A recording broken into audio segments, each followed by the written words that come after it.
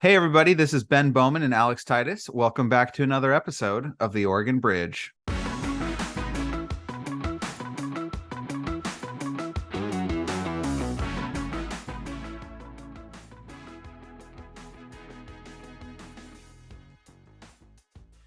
All right, folks, special episode today. We have a big announcement to make. There's some big changes going on at the podcast. Alex, do you want to break the news to our listeners? I do. So for sort of personal reasons, for family reasons, and a few other reasons, I have relocated from Oregon to Florida. So I've been in Florida for the past couple of months. You may have seen it's also very sunny in my background, which I guess it's actually summer in Oregon right now. So it's still pretty nice. But yeah, for the time being, I will be stepping back from the role of podcast host. We will be bringing in someone else to take the conservative position. I will still be helping Ben with Oregon 360 and with the newsletter, which we'll talk about in just a little bit. So you will still see my byline on the newsletter. I still read a ton of news about Oregon. It's actually crazy how much I still read about Oregon. But yeah, unfortunately, I would say that the podcast will likely become a lot less conservative. It will become a lot more rhino. So why is that, Alex? Because we have our brand new guest host, or sorry, not guest host, our brand new host, Reagan Knope. Reagan, welcome to your new role as co-host. This is the most important new role that you've accepted in recent weeks as co-host of the Oregon Bridge podcast. How That's does it 100% right. Yes, it feels great. I want to thank my family and the Academy. This is an incredible honor. It is. Alex, I don't know how the podcast is going to get less conservative. I know that you help Ben prep all of his positions anyway, since you're well versed in being a liberal. But I'm happy to do the best that I can to hold down the conservative side of the podcast and ask good, common sense conservative questions. My joke was going to be that Alex spent the day yesterday on the phone with Andrew Yang, and the Forward Party recommended Reagan as the third party co-host of the Oregon Bridge. There'll be like 5 people who get that joke. Yeah, that's true. Actually, it's probably a good thing. Only 5 people get that joke, but yeah. We adhere to a very strict 2-party, 2-host system here at the Oregon Bridge, so we don't allow fringe parties like the Ford Party to have discussion here. Now, go ahead, Alex. What were you going to say? Yeah, so going forward, Reagan will be taking over that role. I will still be serving as a guest host for some occasions, and I will be the host for a couple of episodes coming out over the next month or so. I will also actually be doing an episode live with Ben from his house. It will be recording probably on the same day as this episode is released. So how's that going to work, Ben? Where's my station going to be? We really haven't figured out. Like it feels weird if like we're both on the same Zoom screen and I'm like sitting here and you're right next to me. So you might be sitting in my living room and I'll be in my office, and we'll do it that way. But Ben, do you have to burn sage in the room before he's there or after, or both? Lots of deep cleaning goes on to make sure that the Republican doesn't stick anywhere in the house. But that actually is a good transition. I thought that was a marijuana joke, but do you have a habit that you haven't told me about? The actual question, Reagan, for you is you actually were in the news recently because you've been hired as the next chief of staff for the Oregon Senate Republicans. In fact, I think you start probably next week is your first day. So the first question is like, can you, before we talk about that role and how that'll work with the podcast, there was some controversy about this in the paper. Can you catch us up to speed? What was the controversy, and then how did it get resolved? Yeah, so there's a question about nepotism law and how it affects the Oregon legislature. And I'm not a lawyer and I don't give legal advice. But Senator Knope reached out to a lawyer who does give legal advice in legislative council. And what they said was the practice of the legislature is that all offices that have that answer to a single member, basically they consider that staff of that member. And so if the individual member has hiring and firing privileges, then it falls under the nepotism exception for the Oregon legislature, because it's pretty common practice in the legislature in all offices that people will hire family members. It's a bipartisan practice that goes back quite a while, as far as I know. I'm not sure when it started. I know that this version of the open meetings law and a lot of the reforms that happened after Watergate did include some of this language, but they put that exception in there because the legislature has functioned that way for a long time. And as far as I know, there hasn't been any issues with that. So looking forward to this new role and opportunity to serve the Senate Republicans and Leader Knopp. And so it's going to be a lot of fun. This is my first time back in the building. I left the building in 2015, so it's been like 7 years since I was there. So I'm interested to see what's the same and what has changed at the Capitol. A couple interesting things that came up in the process. One, for my understanding, and again, I don't know the timeline either, but my understanding is like one of the reasons why the legislature granted themselves an exception was because back in the old days, and I mean like 20, 30 years plus, like members from Eastern Oregon, Southern Oregon districts would literally like move to Salem basically during the session. And they would bring their spouse would basically be their legislative assistant. That was even super common 10 years ago. I think it's changed a little bit since then. But the other thing, so I thought that's like interesting context of why I think the law is the way it is. Also, and I don't know if this is explicitly or implicitly part of it, but you're going to be making way more money than your dad is as your boss, which is also, I think, was part of the design too, was like legislators can't live on, if you're counting on the legislative salary, you can't. So they'd hire their spouse, and then that would help, bolster their household income. I don't know if that was ever explicitly stated that way, but my understanding is that was implicitly part of it. Not in the it wasn't in the opinion that the senator received, but it didn't go into legislative history really, except for history of like other people who've employed staff in their caucus offices that were family members. So, and that's I don't intend to support my dad unless he really needs it. So Dad, just let me know if you're hurting. Happy to help out. That is the true conservative welfare state. Yeah, I was gonna say, like, you're obviously not a member of your father's household, like you're at your own house. And where are you living, Reagan? I live in Albany, just outside of the city limits. I got sitting out here on my front porch where it is something like, let's check my Apple Watch and see, like 97 degrees outside, because I don't have any light inside my house because I'm currently renovating it. But yeah, sitting out here looking at my 4 acres and the very extensive mortgage that I have to pay to keep this 4 acres. Okay, so last question on this, and then we'll talk a little more about podcast logistics.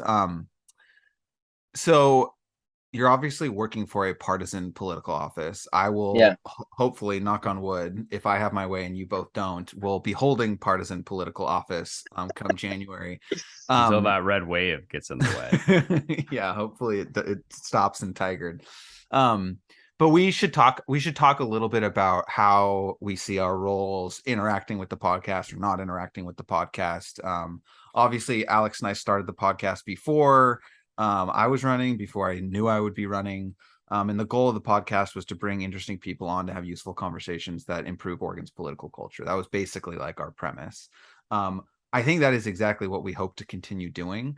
But I was curious, Reagan, if you had thoughts on like how you'll be approaching the role of podcast host given your other political involvement. Well, I do want to start with how I want to approach chief of staff, because obviously I'm working for Republicans. I have Republican viewpoints. I want to see Republican priorities move forward in the Capitol, both in the legislature and also working with the executive branch and everything that they do that impacts Oregonians day to day. But I don't think that my role there is to cause more partisanship.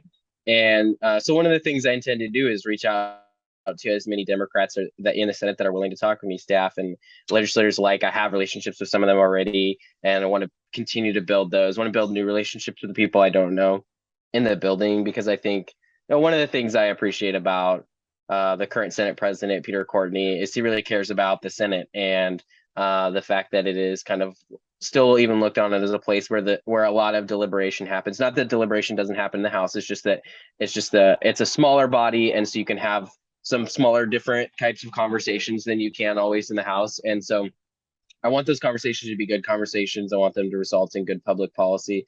And there isn't any reason we can't work with Democrats to accomplish that. And sometimes we're going to disagree, and that's great. But as long as we understand that we want to have a respectful workplace and we want to do our best to work together for all Oregonians, even when we disagree, I think that's great. And so, as transitioning to how to handle a podcast, it's kind of, I don't spend a lot of time listening to. This is going to make me sound like a liberal, so I apologize. Alex, you can dunk on me for it. I don't spend a lot of time listening to talk radio.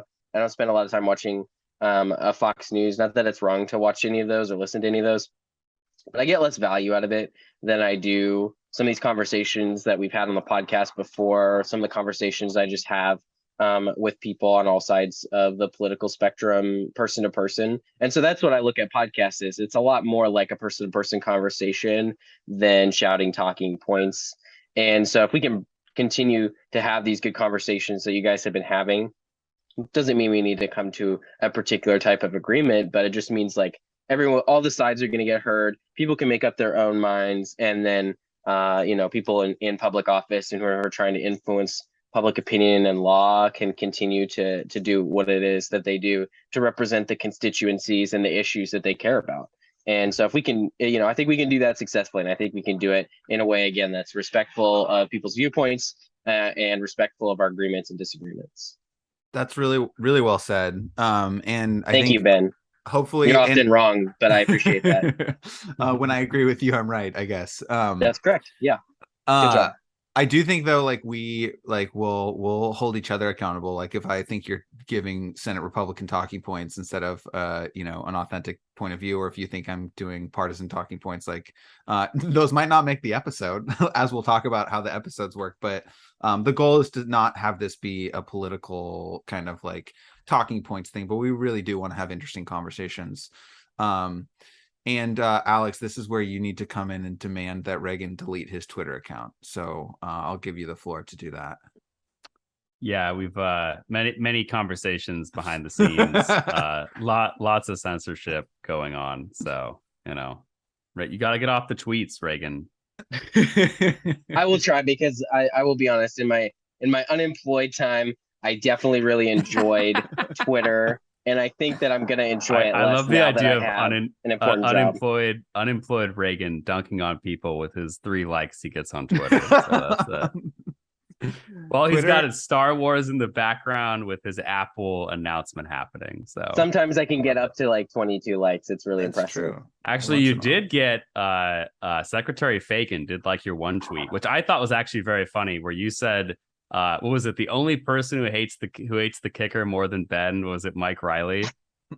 I don't remember the joke that I made about that the one. kicker. Was very funny, so I will give you credit for that. That was that's right. Content. It was a convergence of public policy and sports. That's right. Yes, that was very funny, Alex. I appreciate you bringing that back up.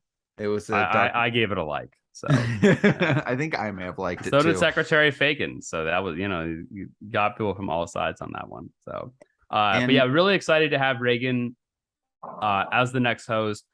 Ben and I have been talking about this for a few months and really trying to find the right person. And of course, you all have heard Reagan before on as a guest host, and then episodes talking by himself. So we're really excited to have his insight, and thinks he'll be able to continue on the tradition of good conversations, interesting conversations, and really deep diving into issues. And hopefully we stop talking about me. Okay, so actually, to transition, one of the things we wanted to cover, we've alluded to this in previous episodes, Alex, but we've never actually given like a full explanation of how the podcast works in terms of how we prep, what stays in, what gets edited out. So I'll provide a little overview for how it works, and then both of you can chime in. So basically, we try, generally speaking, to have a roughly equal number of Republican guests and Democratic guests. That's not a science. It's not a hard number. Obviously, sometimes we'll have several of one party in a row. And we're not like, oh my God, we have 19 Democrats, we need to get 3 more Republicans. But just generally speaking, we're trying to have a balanced viewpoint. We also have some nonpartisan guests. We're not always going to interview both people in a race. So just because, like, we might interview someone in a House district and interview their opponent, as we did in HD 53 with both Emerson and Michael. But there might be other races where we won't interview both people. We're trying to keep it broadly equal, but we're not going to be like, we're not publicly subsidized broadcast channel. So what we're focusing on is what we think will be the most interesting or most useful conversations. So that's part one. Part two is, I think we've mentioned this, but on our podcasts, we're very deferential to our guests. We don't consider ourselves journalists. And so what that means is usually we'll give some sort of outline of like, here are the 5 to 7 topics we want to cover. I try to stick to those. Alex historically will still ask whatever he wants, even if they're not in the show briefing. And like, we'll also in the interview allow a guest to like redo an answer if they like screw something up or they stumble over their words. We totally, like, Buddy, our editor, will edit it out and remove the first take. And we even offer to guests the opportunity to, like, if they say something they didn't like after the episode, to email us and we'll remove it from the final posting. I think that's actually only happened one time, and it was I didn't think it was a serious thing. It was actually kind of just like phrasing of a word or phrasing of a sentence that got removed. But all that to say, like, we want this to be a place where people can have authentic conversations and not feel like they have to stick to talking points. But Alex, anything you want to add to how we do it?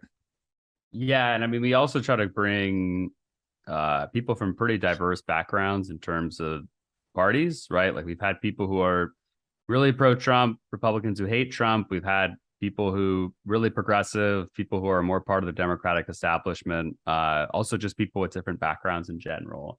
And yeah, I mean, the whole reason that we do that too is, one, most of these episodes last for around an hour. So, I mean, it's a long sort of form dialogue. And of course, it's supposed to be that because we're not trying to be talk radio or whatever, where you say an answer in 2 minutes, then you get kicked off for the next guest. And yeah, two, we don't want guests to feel like there's a situation where it's like, oh, we're attempting to get you on something so that your opponent or the media or whoever can basically pounce on that statement. Yeah. To be able to do that. Like, this is supposed to be about good conversations, basically, and hearing interesting viewpoints that many of you probably agree with some and disagree with others. So, but that you can really understand what people think and what people come from, the background that they think too.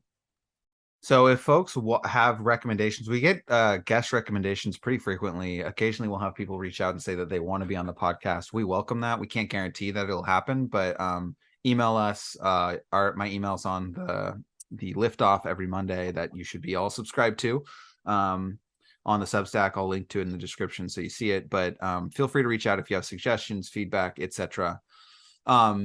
Which is a good segue into what we think and hope is the next phase of Oregon 360 Media. So, refresher, Oregon 360 Media is the parent company. It owns and oversees the Liftoff Monday newsletter, the Way Friday newsletter, and the podcast every Wednesday. We are trying to move the company towards what Alex describes as professionalization, to make it a real legit company. Our annual recurring revenue has grown pretty steadily over the last several months, and we hope and think we may be on the verge of winning a grant that would allow us to kind of accelerate our professionalization. We'll hopefully talk more about that if and when it comes together.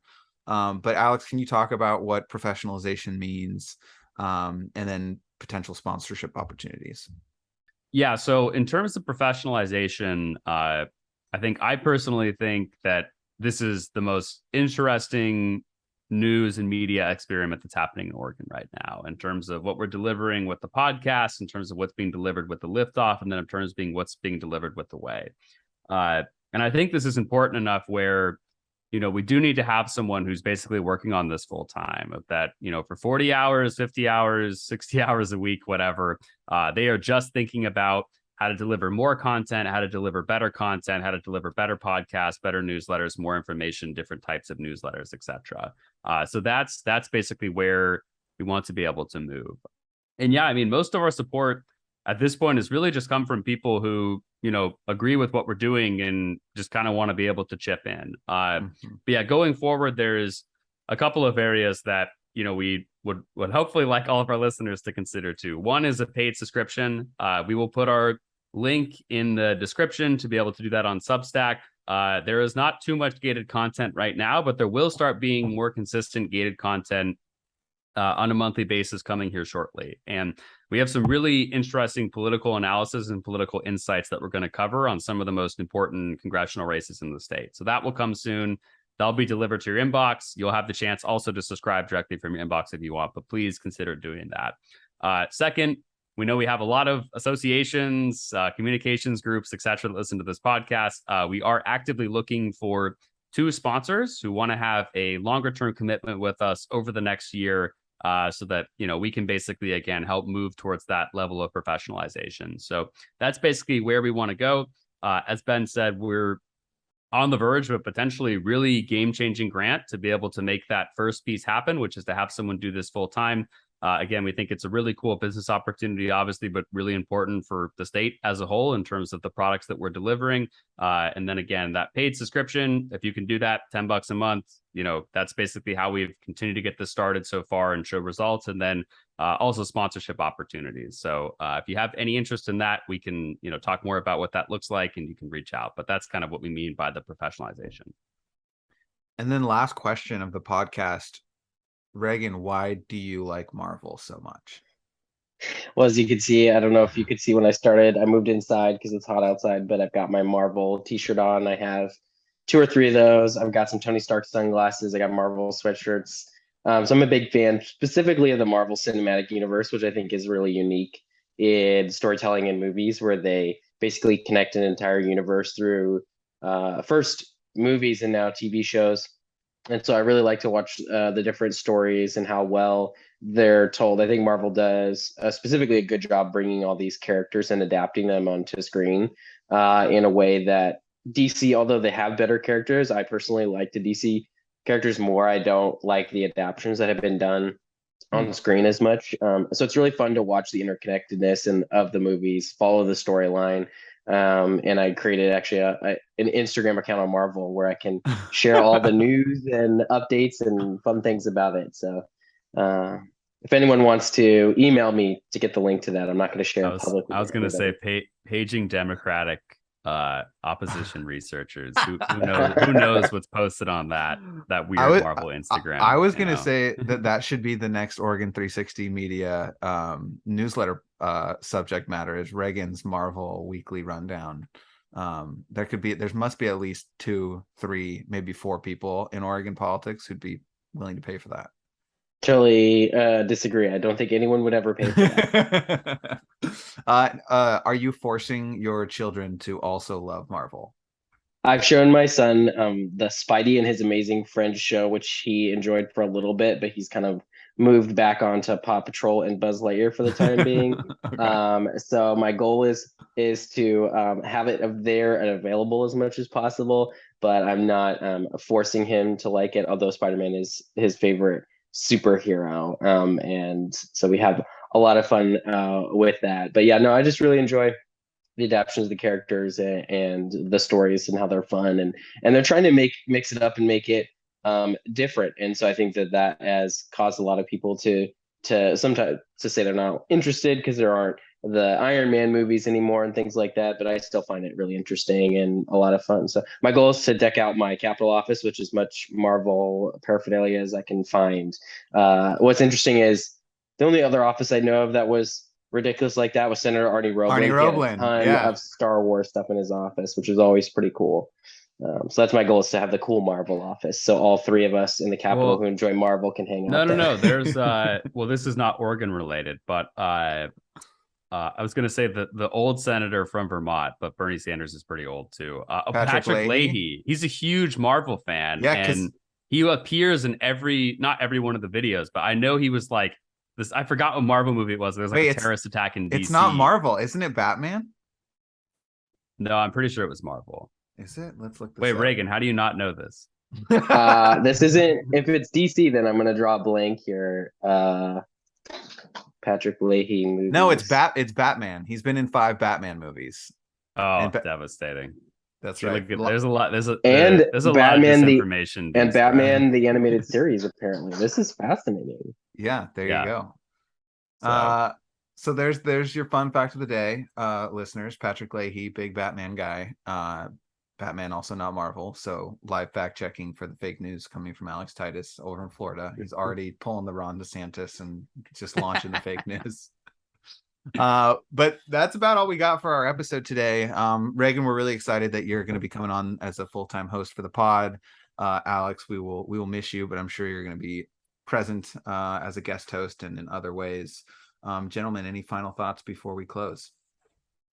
No, just thank you all again for listening. And yeah, we look forward to what's to come, which is better content, more content, and there's a lot of exciting stuff. So thanks for the ride. Alex, we hope you enjoy Florida, where literally everyone is moving to. And actually, okay, so Alex, if Republicans lose the governor's office by 1 vote and it's because you moved to Florida, how would you feel about that? Thankfully, this podcast has turned millions of our liberal listeners into hardcore conservatives. So I actually I take credit for Rep. Drazan's poll numbers because of that. But we'll just let you have the last word on that ridiculous statement. But thank you everyone for listening, and we hope you enjoyed this week's episode. And we'll be back next week with regularly scheduled programming. We've got some actually very interesting guests already booked, and we hope you enjoy. Thanks everyone.